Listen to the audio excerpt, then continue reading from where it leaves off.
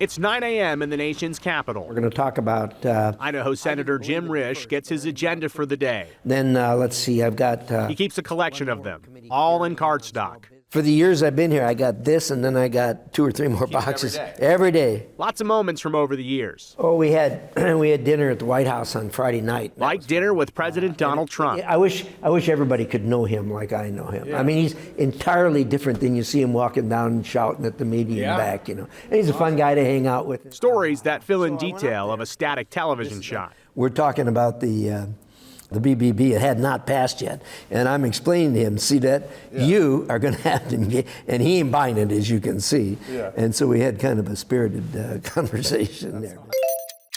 Hey, Jim Risch here. But work begins. Yes, sir. We will get you. I'll be here. First, a radio interview with a local station in Boise. Well, thank you. Glad to be here. Insight on the long day ahead. Actually, I've got 3 committee meetings and, of course, other meetings. But I've got a Foreign Relations Committee. We're going to have a sparring contest. A day today with strong Idaho ties. Yeah, nuclear is going to be the power of the future. I mean... a high-ranking member of the majority party, Senator Risch, knows as major work moves through Congress, there is a possibility that the president calls him personally. All right, thanks, bud. Good talking to you guys, as always. The contact simply listed as DJT. So he leaves this. On this occasion, a missed call. Jim, as you obviously heard by now, I gave you the super-duper endorsement that I did myself. That was personally done, so just take care of yourself, and you're going to have the easiest election in history. So long. So I figure, well, I should call him back. The super-duper endorsement. Super-duper endorsement. But on to the day ahead. Hello, everybody. First, a prep meeting for the chairman of the Senate Foreign Relations Committee. So the Chinese government is subsidizing the precursor factories. Correct. What is the motive for that? Now ready for a meeting on transnational crime operations. They'll have testimony from the experts. Anything else for the good of the order? You good? All right. Good job, everybody. On to the first of many walks through the halls to meeting number 1 of the day. Subject? The Senate Foreign Relations Committee. What you want to do? Is the plan still to recess? Yeah, I'm gonna go with, I'm just gonna put it off. The United States Senate Foreign Relations Committee will come to order. But at 10 a.m., it's all eyes on the committee. We now have Christine Toretti of Pennsylvania to be ambassador to the Kingdom of Sweden. Is there a motion to send her to the floor? So moved. It's been moved. Seconded? Second. And that we send her to the floor with the due pass recommendation. And so with that, we will proceed. I'm going to make an opening statement for a few minutes. Senator Shaheen will do likewise. We'll then hear from our guests, and thank you so much for being here today. And after we're done with that, we will proceed to a round of questions and hopefully have a good airing of this important issue that's before our committee today. And that issue today is the tragic drug epidemic that we have that is a scourge to the country today. Thousands of Americans die from an overdose every year. Much more action is needed, and it must be done much faster to save American lives. As one example, the cartels might take in as much as $500 billion annually. But Mexican authorities reported just $2.6 billion in fraudulent transactions for the 3 years between 2019 and 2021. China, America's greatest competitor, provides significant tax incentives to domestic producers of fentanyl precursors and allows those producers to export freely to the U.S. and to Mexico. You heard that right. China is subsidizing the fentanyl that flows across our borders and kills Americans. The Chinese government's tacit endorsement of this massive drug trade is a huge issue, and we have worked to take substantial actions, but more must be done. Expert insight on drug trafficking in coordination by foreign adversaries. This particular problem... This packed day includes a double committee meeting. Senator Risch heads to Energy and Natural Resources to talk about the future of America's power needs. Demonstrated for the first time that nuclear energy keeping up with major resources that artificial intelligence will need. We've been at it ever since. Of course, we had the setback as a result of 3 Mile Island, but which really put us a generation behind. But now I think the world knows there's a real renaissance going on as far as nuclear energy is concerned, not only in the United States, but also particularly in the globe, particularly in Eastern Europe, where they're trying to cut the cord with Russia. The morning quickly disappears, and it's straight to the Senate floor for a round of votes. The press waits in the halls for reaction to the news of the day, outlets from around the world looking for insight. On this day, questions about the timeline for congressional work through the summer months. We'll get through this. We always do. Every year we want. Senator Risch is a part of meetings with high-ranking Republicans and committee chairmen. Closed-door meetings, as you can imagine. A perfect time for us to tour some of the history, arts, and Idaho influence at our nation's capital. And that includes a look at the gorgeous Foreign Relations Committee suite and the iconic signatures hidden within it. This is where Senator Risch meets with heads of state, very celebrated guests. For another perspective from the West, we sat down for an interview with Senate Majority Whip John Barrasso, senator from Wyoming. As a neighbor here in the West, what impression do you have of Idaho's leadership in terms of Crapo and Risch? Well, I've always liked them, and they've been great since the day I showed up, and Crapo was already here, and then the next year Jim Risch came. But the ability of both of them to basically chair the two major committees in the United States Senate, the Finance Committee that controls all the taxes in the United States, and then the Foreign Relations Committee that oversees what we do as a nation overseas, and to have the two guys who are solid conservatives from the West with the right mindset, the conservative mindset. And when we took the majority, for them to be able to be chairing of both of those committees, it is a 1-2 punch for Idaho and for the Rocky Mountain West. You head home every weekend like Senator Risch. What's it like going from, what I would say the calm West to coming back out to D.C. every week? It's got to be a tough transition. Well, Jim and I tend to fly out of here Thursday nights together on a flight to Denver, and then he catches a flight to Idaho, I catch a flight to Wyoming, and then coming in on Mondays, same thing. We leave very early from our home places, and then there's a flight that we kind of come together on in Denver back to D.C. Jim's always happier heading to Idaho than coming back to D.C. for the week, but it's a good chance for us to talk, see each other. His wife Vicki travels so often with him, and she is a real force as well, the former First Lady when Jim was governor.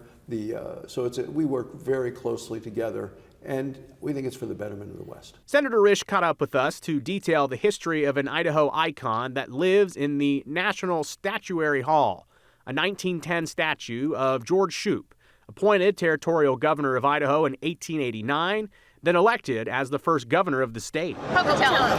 Timing and happenstance is everything at the Capitol. As we talked about Idaho, we ran into some Idahoans. Your testimony and 2:30 p.m., item on the agenda, a small business committee hearing on Chinese espionage.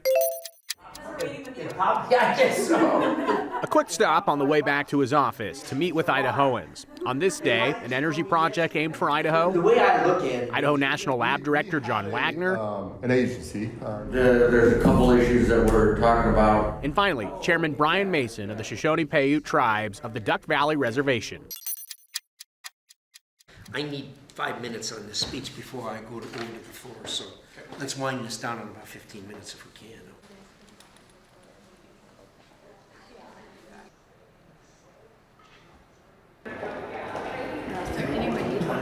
A quick reset for the senator, chatting with his wife Vicki for her thoughts as the senator and his staff head over to the Senate chambers for a speech on sanctions for Iran.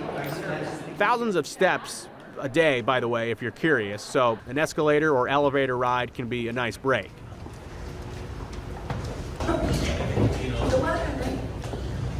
All aboard. At this point, I'd certainly love to hear from my esteemed colleague from Idaho. But on to one of the main events of the day. Senator Ricketts, for those very clear remarks that demonstrate exactly why this needs to be done. I, myself, for a long time, have hoped to see our European partners wake up to the extreme threat that we all face from a nuclear Iran. Today, we are 10 years on from President Obama's failed nuclear deal with Iran. And over the last 10 years, Iran has enjoyed unwarranted sanctions relief, and time is short before the opportunity expires to snap back sanctions, as has been described by my colleague from Nebraska. The international community must not tolerate this activity any longer. I would appreciate my colleague from Idaho's remarks because they are spot on with regard to what is going on here. We're already doing that. The president. Waiting outside the chambers, media from the Middle East. The team heads back to the office one last time to start winding down for the day. Why do you continue to come back to represent Idaho? Almost to the end of the agenda, an interview with KTVB. What is it about your role in this job that excites you each day? Well, you know, that's a really good question. And as you know, I've done this a long time. But because I have done it a long time, when you get to the United States Senate, that really, really counts for something. You saw the seniority that I have today. I mean, I've gotten to the point where, just as a good example, as chairman of the Foreign Relations Committee, I deal with every treaty that the United States enters into. It cannot become a treaty without me signing off on it, because I put it. It's not going to get there unless it comes out of the Foreign Relations Committee. And unlike Idaho, where a committee can actually overrule a chairman, there is no such rule here. Only the chairman have that. So the important treaty we're dealing with right now for Idaho people is the Columbia River Treaty. Every person that has a water right in Idaho, every person that has any kind of interest in water in Idaho is affected by the Columbia River Treaty. That is going to come across my committee. I'm one of the 2 negotiators on it from the United States Senate. So that keeps me coming back. When you have that ability, when you're in a position where you can actually make that kind of a difference for Idaho people, yeah, I get up in the morning saying, it's going to be all right. Do you have like an idea in your head of saying, I know when I hit to this point and I've accomplished this, maybe I'll hang it up? Or is it day by day? Oh, you know, I guess so long as your health is good, so long as you enjoy what you're doing, so long as you still have time to spend time with your family, which is what it's all about, if you can do those things, this is pretty good frosting on the cake. I mean, it is the ability to know what Idaho people want. I've been doing this long enough. I don't really wring my hands over, gee, which way should I go on this? So being able to do that, it's something I can give back to my state, and I want to continue to do it until one of those 3 things isn't there anymore. Then it's probably time to look at it. But right now, it's good. It's fine. It's well, you've been with me all day. You can see it's a robust life here. You get challenged mentally. All day, every day. Physically running around. Which is good. You get a lot of physical running around, no question about that. But I enjoy doing this. You got to enjoy doing this because it's taxing. And then when you're all done, everybody's going to have to tell us a story. Finally, a fun end to the day. Recognition for the summer interns. Incident, Your best most incident, your worst incident, whatever, you know. So anyway, Yeah. starting off with Martha. Where's Martha? Oh, there's you're hiding. Don't do that to me. You knew you were going to be first, All right. right? Did you know you were going to be first? Well, I thought I'd Yeah, all right. Here we are. All right. Glenn had an interesting took care of shadow day. Yeah, he did. Yeah. All right, thanks, bud. Appreciate it. There you go. End of the day. This day comes to an end where it started, recollecting the day outlined on cardstock. How far back does that go? All the way to the beginning. I've got a box of them around here, you know. And yeah, believe it or not, actually, it's helpful as a historical document because something will come back and say, well, what, did we meet at such and such time? And you can actually go back and do it. So yeah, they're good to have. Do you ever thumb through? I have in the past, yeah. I have in the past. And there's a lot of things on here. There have been periods here where we did some really, really fun things in the first Trump administration and now in the second Trump administration. As you know, I'm relatively close to the president. You've seen that since you've been here. One of the things I wish that Idahoans could do is have the opportunity to hang out with a guy like I do. He's a fun guy to hang out with. He's nothing like what you see on TV. He has an incredible, uncanny sense for where he thinks the American people want to go and how to get them there. And he's a fun guy. He's unlike, I've known every president since Reagan to a greater, lesser degree, mostly lesser. I knew H.W. relatively well. I was a chairman for him, so I traveled with him. With this president, I've become very close to him.